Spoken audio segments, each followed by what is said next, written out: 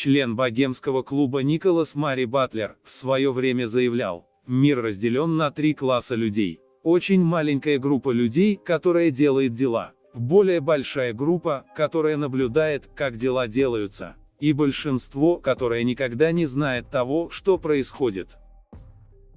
В лесах Калифорнии есть место, где каждый год собираются сильные мира сего, чтобы поклоняться гигантской статуе совы. Долгие годы богемскую рощу считали лишь элитным закрытым мужским клубом.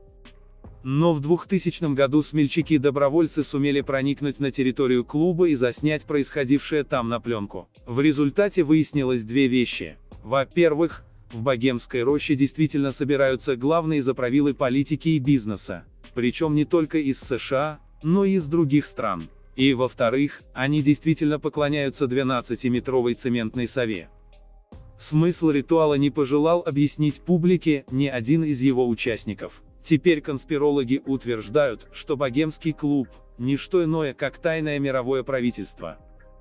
Сегодня расскажу об истории создания клуба, жертвоприношениях, гомосексуальном поведении членов клуба, и о том, какие президенты США посещали богемскую рощу. А выводы, действительно ли данный клуб является тайным мировым правительством, делать вам. Кстати, напишите об этом в комментариях.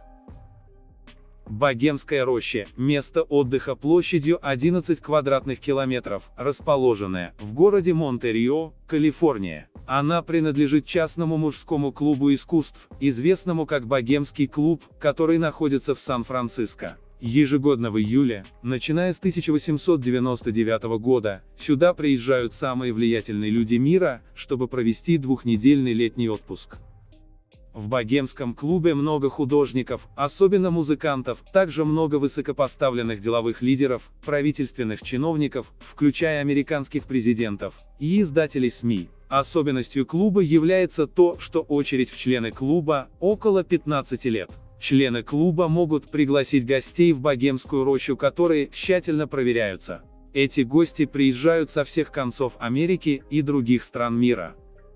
Геральдический девиз рощи «Пауки, плетущие паутину, сюда не приезжают». Имеется в виду, что все проблемы и коммерческие сделки необходимо оставить снаружи. В противоречии девизу, есть свидетельства политических и коммерческих сделок, совершенных в роще. Богемская роща особенно известна Манхэттенским проектом, который обсуждался именно там в сентябре 1942 года, и впоследствии привел к созданию атомной бомбы. Из посетителей рощи, помимо Эрнеста Лоуренса и военных чиновников, известно о президенте Гарварда и представителях Standard Oil и General Electric. История создания.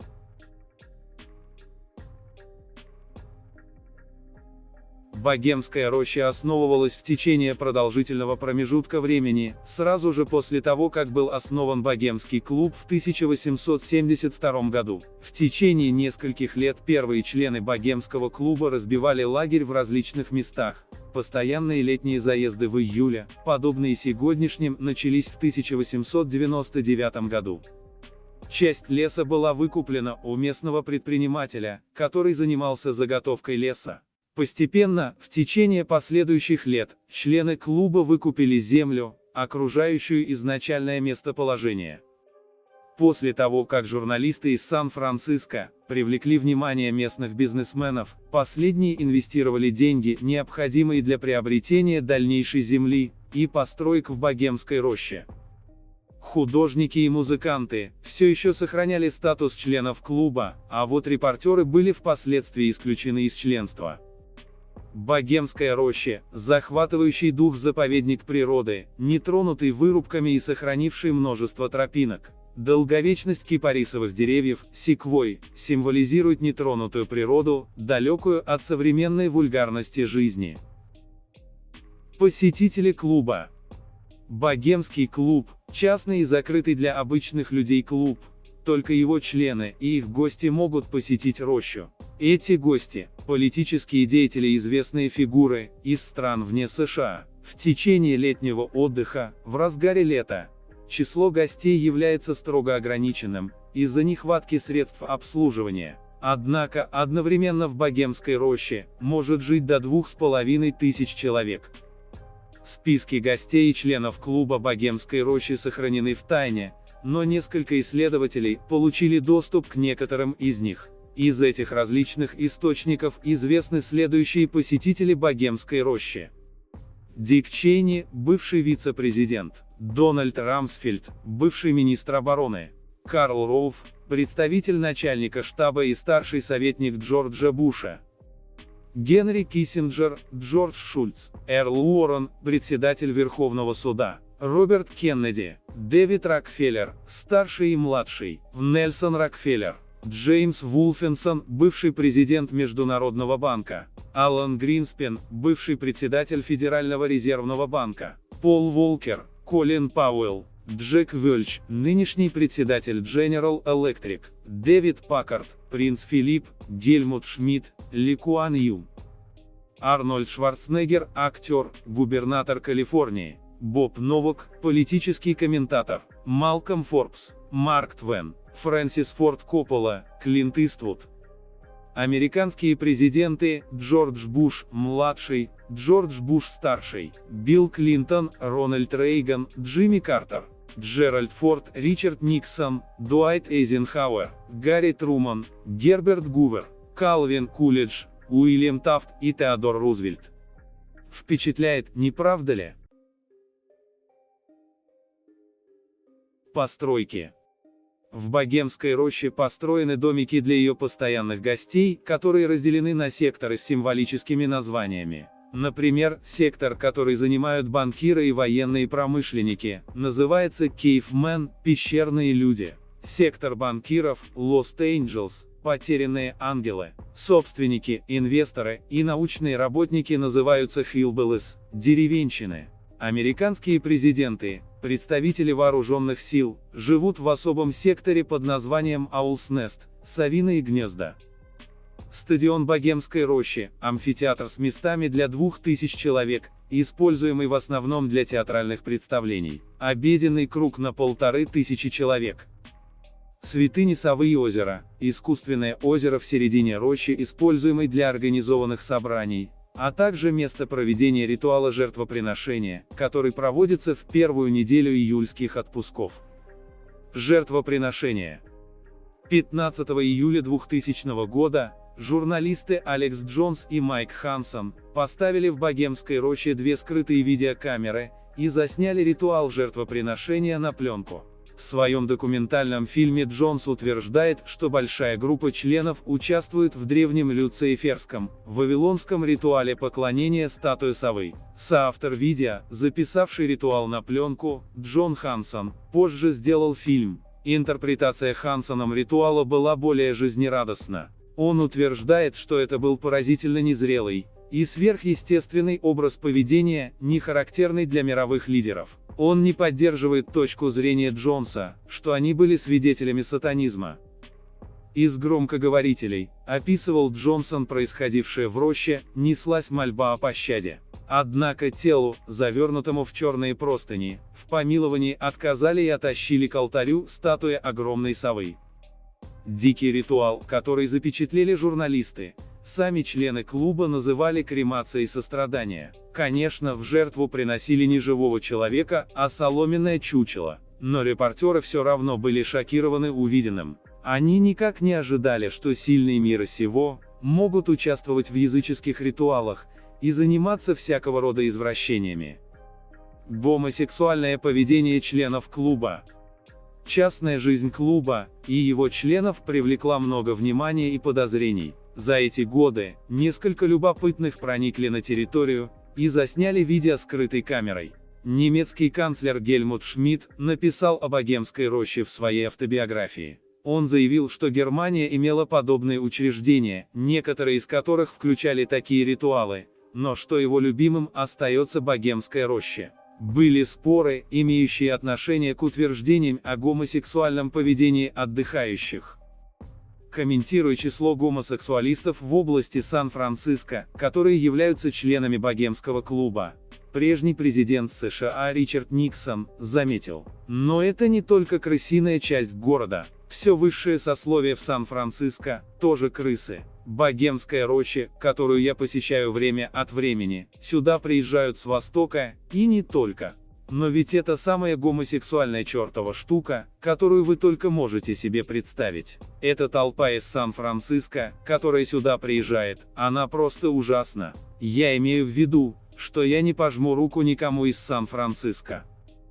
Скандал вокруг клуба разразился в 1989 году, когда в журнале Spy Magazine появилась статья, в которой автор рассказывал о том, что туда в специальном автобусе привозили мужчин с пониженной социальной ответственностью. А вскоре был опубликован личный дневник некого Пола Боначчи, попавшего в рощу, благодаря приглашению республиканца Лоренса Кинга, и ужаснувшегося от того, что там увидел. Боначчи заставили смотреть фильмы специфического содержания, а затем и вовсе вынудили заняться мужеложеством.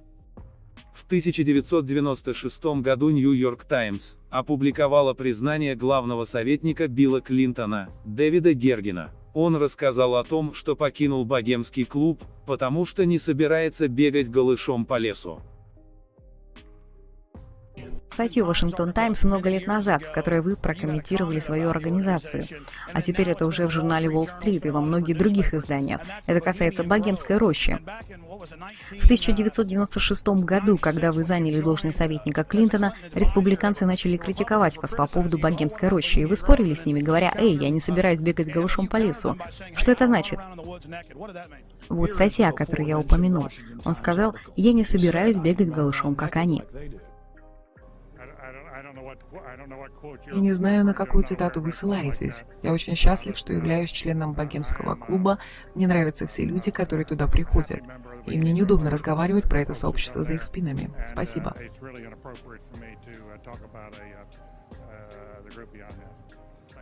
Так вы были на ритуале Cremation of Care? Честно говоря, я не думаю, что обязан разговаривать об этом с вами. Правда? Именно. Ну что ж, я Алис Джонс, но я проник туда в 2000 году. Я тот самый человек, который рассказал об этом открыто. Есть видео, оно было на национальном телевидении. Что ж, я не уважаю вас за это. Не уважаете? Да. Но есть множество государственных должностных лиц, которые там состоят. Вы не думаете, что люди заслуживают знать? Я ничего о вас не знаю и не знаю про ваш фильм. Но если вы ходили туда, дав обещание, вы нарушили это обещание тем, что выпустили это видео. И за это я вас не уважаю. Я извиняюсь, но вы пообещали, что вы не выпустите никаких видео, когда отправляетесь туда. Вы же дали согласие, когда пришли туда. Нет. Вы проникли тайно? Да. И там вначале не было никаких запрещающих ход знаков? Нет, они поставили их дальше, я просто зашел туда. Извините, но я там был раньше, я знаю, какие там условия, и мне очень жаль, что вы нарушаете договоренность. Это невежливо. По-вашему, это ритуал был вежливым поступком?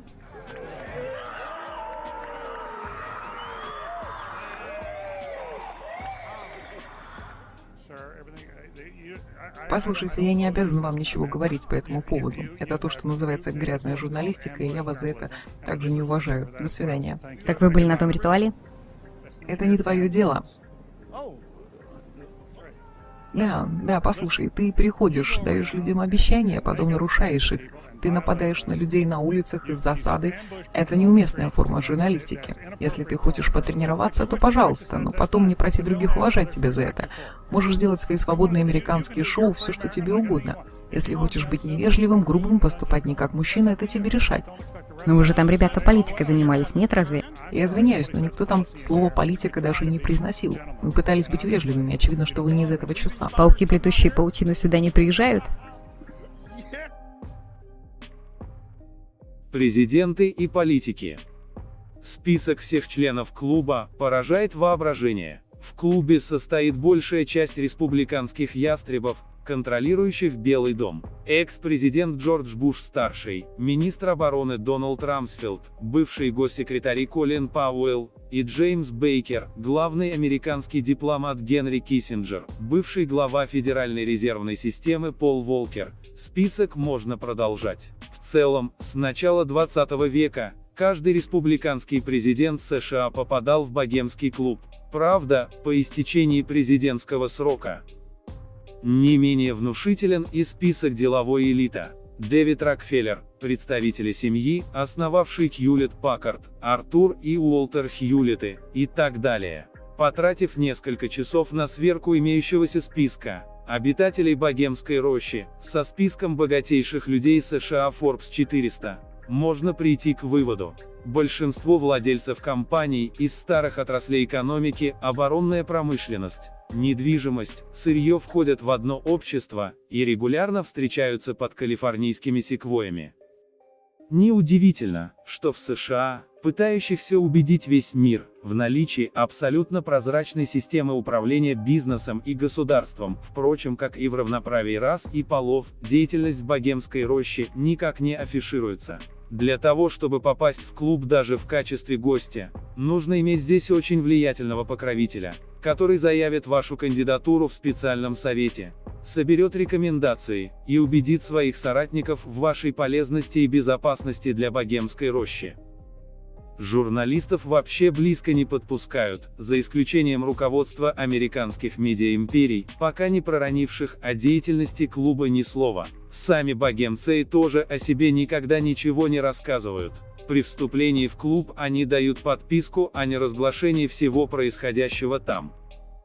Несмотря на громкие заявления об одинаковых возможностях, прозрачности бизнеса и политической системы, несмотря на все разговоры о демократии, сами США живут в кланово-олигархической модели капитализма. Поэтому нет ничего удивительного в том, что большинство вопросов в стране решается не на публичных заседаниях Конгресса или собраниях акционеров, а в ходе неформальных встреч, наподобие мероприятий в богемской роще. А популярные на Западе документы, досконально расписывающие права и обязанности сторон, на определенном уровне большой роли уже не играют. Главный аргумент при принятии решений – рекомендации и веское слово кого-то из тусовки.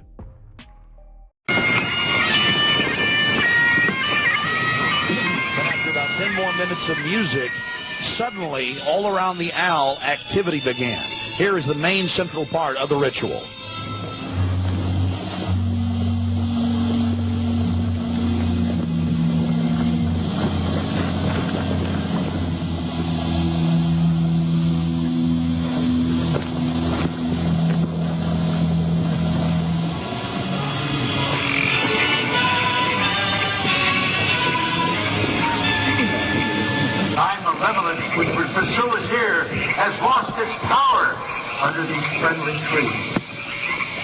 So shall we burn thee once again this night, flames that eat thine effigy. We shall read the sign, Midsummer sets us free. Ye shall burn me once again.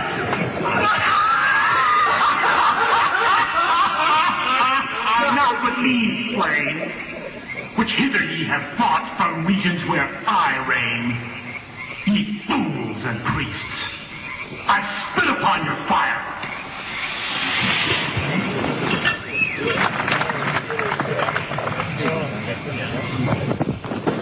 Wow.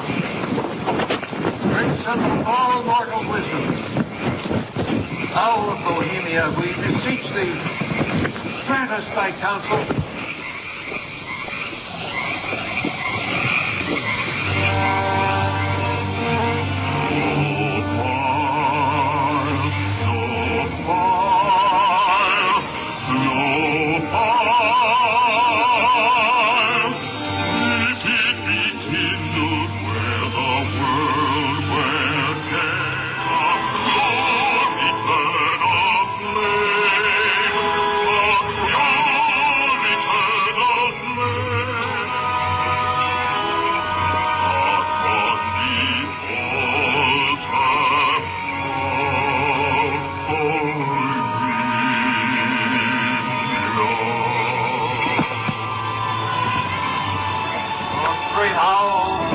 Bohemia, we thank thee for thy adjuration. Begone, dull care. Fire shall have its will of thee. Begone, dull care. And all the winds, they carry with thy dust. Hail, fellowship's eternal flame. Once again, Midsummer sets us free.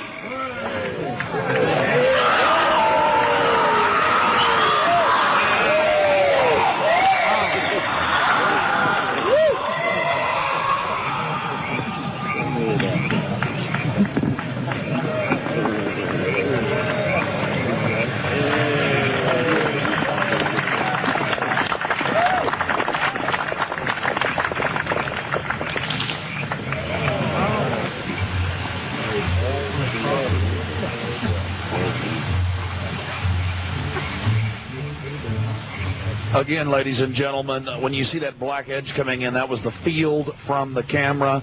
There you see the funeral pyre burning with the effigy of a human, or it could be real, ladies and gentlemen. There's been a lot of strange going-ons in that area of Northern California, but this is what the establishment is into right here in America. Republican, Democrat, you name it. They're all working on the same team. Ladies and gentlemen, it's called world government, the New World Order, dehumanization. It's not a joke. It's deadly serious. Unfortunately, they've been breeding societies to think everything's a joke. I'm here to tell you truth is stranger than fiction.